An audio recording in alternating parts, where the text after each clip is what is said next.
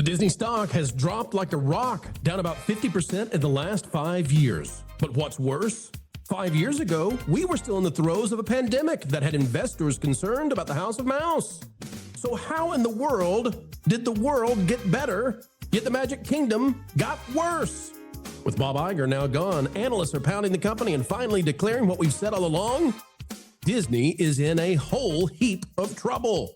Today we'll show you the shocking stat that proves it's true. Get ready. You'll understand the Diz in a way they don't want you to on the other side.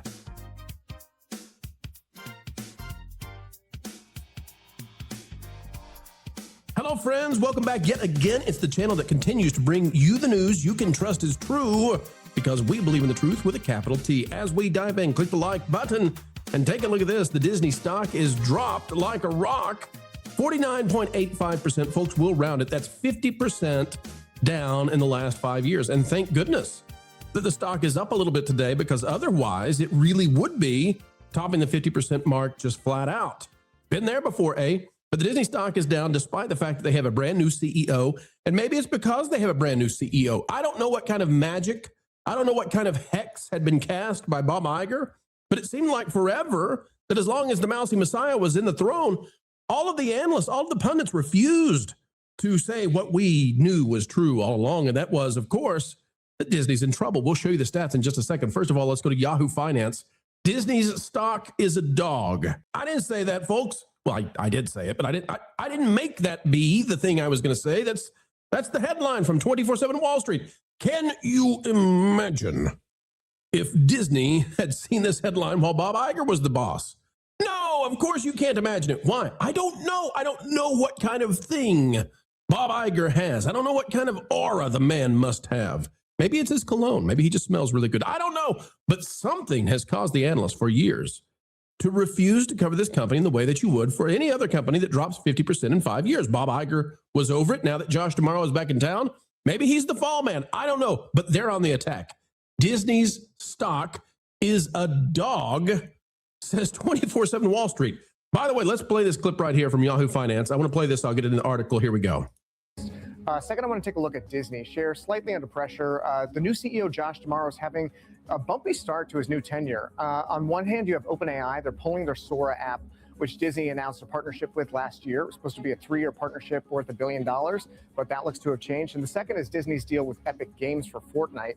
Epic announced 1,000 employees will be laid off this week as new versions of Fortnite did not perform very well. And then finally, I want to take a look at Meta. The information is reporting. All right, that's all we've got on Disney. Folks, they don't, it's amazing to me. This is all stuff that Bob Iger put into place. This is Bob Iger, and Josh Tomorrow rides in. I'm not here to defend Josh. Josh's story has yet to be written, right? An open mind we shall have when it comes to Josh Tomorrow, but the analysts are not going to give him a honeymoon. Douglas McIntyre has this one. It says, it does not seem like a new CEO has helped Disney, not even the anticipation that Josh Tomorrow will replace Bob Iger, who had an unsuccessful tenure. Oh my gosh, they're swinging at Bob now too. Why? Because they're down half their money in 5 years. Disney stock is down by 17% this year, while the S&P 500 is down just 5%. That's a negative delta. If there will be a turnaround, it will be well into the future based on how the stock is trading. Tomorrow's first week has been called very bad. However, the stock was already skidding, which means very bad is not a reasonable description of Disney's year so far. A week does not make a year. It goes on to talk about the situation with Sora, Epic Games. That's $2.5 billion of wasted investment. It says Disney's ABC also canceled The Bachelorette, which has been on the network for 22 seasons. The reason was domestic issues, allegations against the lead. Folks, if you've not heard about that, go read about that. Maelstrom on the mouse right now. But here's where it gets into something that we need to say this, and I'm going to prove this is true, actually. I'm going to show this to you. Disney stock is down because it is a theme park company with no other promising businesses. Now, let that sink in that Wall Street is saying this about Disney, because they never would before. 24/7 Wall Street, a very reputable website, says Disney is a theme park company with no other promising businesses. Bob, what have you left to Josh? Remember, Josh Tomorrow was the guy in charge of the theme park side of this. So he's the only guy. That's why he had to be the CEO. Dana Walden has screwed up so badly. She's number 2. She was over streaming, TV, everything else. She screwed up so badly that sadly for Disney and all of their ideological miscreants, she couldn't be in charge And I'll show you how bad it is in just a minute. In the most recent quarter, the results of Disney's Experiences segment were $10 billion in revenue. That's 40% of the company's revenue. But here's what matters. $3.3 billion in segment operating income. Folks, let me translate that for you. That's profit. When you see operating income, that just means profit. 72% of all of the profit generated by the Disney company came from theme parks. More from 24/7 Wall Street. This by Rich Dupre. Disney is down 25%, but the worst might not be over. Oh my gosh. What is happening here? The analysts have turned. Folks, go read that article. It's a good one too. Here's what they're noticing. Here's what we've been noticing for years. Ever since we started this channel back in 2023, we've been telling you folks, and what a whirlwind ride of fun it's been to have over 200,000 subscribers in 3 years. And thank you for being here. You're the gigawatts. But this is what we've been preaching. This is what we've been telling you. Why? Because it's true. The pixie dusters, the Mickey Mouse sniffers, folks, they love everything Disney does, and we don't. Because we don't want a company to lose 50% of its value in 5 years. We see that as failure. And so if we're not negative as the company is losing half its value, something's wrong. If you're going to a Disney website or a Disney blog or whatever, if they are to be taken seriously at all, over the last 5 years, the company has lost half its value. If they've not said a negative thing, what are you doing over there with them? Anyway, and we'll say the positives too. We will. And we do. Investopedia. Folks, this is where it's at, okay? This is what you need to see. Down here on these charts, let me show you what's happening. This is why the stock is in crash mode. No financial advice being given, though, here on this video. Don't listen to me for financial advice. Talk to your local financial advisor. Credible, credited, accredited, they say. And talk to them and see what they have to say. All right, Disney segment breakdown. Here's what you need to see. This is the experiences division. This is theme parks, okay? I know it's called a weird thing. Cruise lines are also involved in this, but look, 46% of the revenue for the company in 2025, but 68% of all profit. What that means is they're getting more profit as a percentage out of this versus the revenue. They're making a lot of money. The revenue that they generate, actually more is coming in as operating income, AKA profit. What about direct to consumer? Okay, entertainment direct to consumer. What is this? This is streaming. This is streaming, okay? 31%, and Dana Walden ran this. This is why she could not be CEO. 31% of the revenue generated is from direct to consumer, but only 9% of that revenue is the profit for the company. 9% of the profit for the company comes just from entertainment direct to consumer. What that means is they're spending almost 1/3. And this is despite the fact that they cut back so drastically on spending for Disney Plus. Where's the Mandalorian movie? Oh, it's season 4, The Mandalorian turned into a movie. Where'd they get Moana to? Oh, that was a Moana series from Disney Plus. They stripped away and turned into a movie. Why? To get those budgets off of this. It doesn't count on direct to consumer, right? So here's the deal. 31%, almost 1/3 of the company from Disney is being spent on Disney Plus, Hulu, ESPN. And less than 1/10 of the profit is coming from that. And they've stripped this to the bare bones. They can't go any cheaper. They can't go any lesser. They're stuck. All right. What about linear networks? Linear networks, folks, look, we've got something good here, we can say, right? Well, not really, because operating income, profit, 20% for the Disney company comes from ABC and other linear networks on TV. But ABC, right? That's the big one. 12% of that is revenue. Okay, well, that's not terrible, right? 12% is revenue, 20% is profit. So that's good. It's exceeding the revenue total right there. Okay, good. That's a positive. Oh, no, wait a minute. What has Disney already declared is going to die? ABC and linear networks, linear TV. Why? Because everybody's switching to streaming, because Disney bet everything on streaming, because Disney wants you on Disney Plus, Hulu, and ESPN Plus.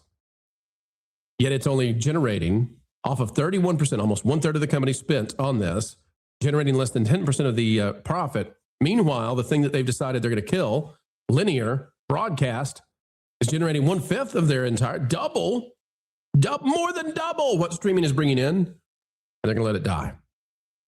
And then finally, content sales, licensing, and other. We talk about this on, especially on the Valiant Renegade channel, the flywheel. The idea that Disney needs you to buy Pampers and Huggies and everything else that has Mickey Mouse and the princesses and, toys and sippy cups and t-shirts, and buy it up, please. Where's the dinks? Where's our Disney adults at? 2.7% of the operating income. Only 2.7% of the company's profits are coming off of towels and sippy cups and all the merch, all the shirts, all the caps. Only 2.7%. That means, folks, and I know I've tarried just a little too far. I need to move on. Okay, I will, I promise. Folks, look at this. 2/3 of this company's profits come from theme parks. And they have squeezed the theme parks. They have increased the prices to do this to insane levels that I don't believe are sustainable. And I think investors are thinking that too now. And that's why the stock, although no financial advice being given, please don't listen to us on that kind of stuff. That's why the stock is where it is. Morning Brew says this. Disney CEO's first week was not hot dog, hot. No, I can't say that. Hot diggity dog. And you thought your first few days of work were bad. Well, it's getting ugly. Article after article after article telling you Disney is in trouble. And why did they refuse to say this 6 months ago? Why would they not say this before when Bob Iger was the man there? Why? Hard to say. You be the judge of that one. You tell me in the comments. Why did they refuse? Why? A week after Bob Iger leaves, suddenly the floodgates open and they'll say what's really going on. Brendan Cosgrove has this one. New Disney CEO Josh D'Amaro may have accidentally wished upon a monkey paw instead of a star. It's only been a week and a half since he took over for Bob Iger, but that was more than enough time for things to get goofy, as the company has dealt with a trifecta of setbacks in TV, AI, and gaming. Now you got to wonder, did Iger know any of this? Did he, because Iger was supposed to be here till the end of the year. I'm not suggesting that he did. I'm just wondering, did Iger have an inclination of this? Is that why he got out of Dodge? Is that why he essentially made himself a legend? He'll be declared a legend, a Disney legend at D23 coming up. Is that what's going on here? Get me out of here, Bob. Remember, Bob did this before the pandemic the last time. They put Bob Chapek in. I think they thought Bob Chapek was going to be the fall guy, and he got the stock up to almost $200 per share before it was like wage war against Bob Chapek because he's moderating the company. We need to get Iger back in there. This is a political operation, darn it. One last thing. As the Disney stock has been dropping, the Walt Disney Company sent Josh D'Amaro, new CEO, beleaguered CEO. Chapek 2.0? No, we can't say that. The Walt Disney Company sent him to France as Disney's pants were on fire. It's an official release from the Walt Disney Company. From 2 days ago, Disneyland Paris welcomes President Macron for the unveiling of Disney Adventure World, a transformative reimagining of the resort's second park. There he is, Emmanuel Macron, Presidente of France. He's there with Josh D'Amaro, CEO of Disney, as the stock is dropping. Now, if the stock is dropping, why would you send your CEO out of the country? Why would you do that? Well, I know the answer to this. And I don't necessarily disagree with him on this, but it is strange optics that Josh D'Amaro, as the stock was dropping precipitously, got on a plane and said, get me out of here. But the reason is, folks, if we go back to that chart again, it's because this company lives and dies by its theme parks.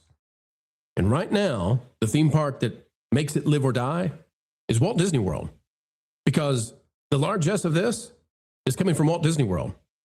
In a distant but significant second place is Disneyland. And then everything else is way, way, way down.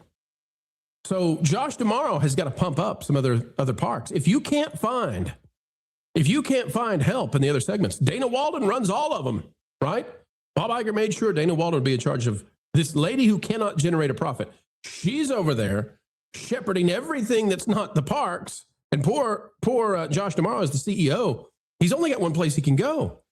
He's got to find a diversification of the portfolio within the experiences division.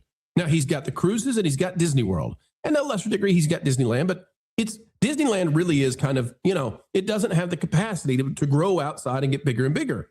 The cruises do, Disney World does. He's got to find some other places to go to keep this company afloat. So as the stock is dropping, I got to say, I actually don't have a problem with him heading to France to get out of there because I know what he's up to. He's trying to find another golden goose. Where can that bird be? Well, maybe France, maybe. In hindsight, it seems to me that making the prices ridiculous at the theme parks, charging guests phenomenal rates that feel not so phenomenal in terms of guest experience, throwing away your legends and destroying a lot of the rides that people loved, like Splash Mountain, probably not a great idea. Probably not a great idea. And now, this company and its future, to a very large extent, actually depends on how they execute this thing in Frontierland with Magic Kingdom. That's a video for another day. But folks, the woke era did damage this company to the point that the only thing left that's really generating a profit for Disney is the house that Walt built, or the houses, or I guess you might say the castles. It all started with a mouse, but today it's only living on the theme parks. Folks, that's the video for this afternoon. Thank you for joining us. Do you feel smarter now? Do you have a PhD level of understanding of what's really going on in the Disney company? Yes, you do. And there is no tuition required. All of you are on scholarship, but all we ask in return is that you click that like button, drop a comment down below, join a community dialogue, and if you're not yet subscribed, we're working hard every day to earn it from you. Folks, until the next time, we have the honor, the pleasure, and the privilege of spending time together. Keep learning, keep growing, and as always, keep having fun.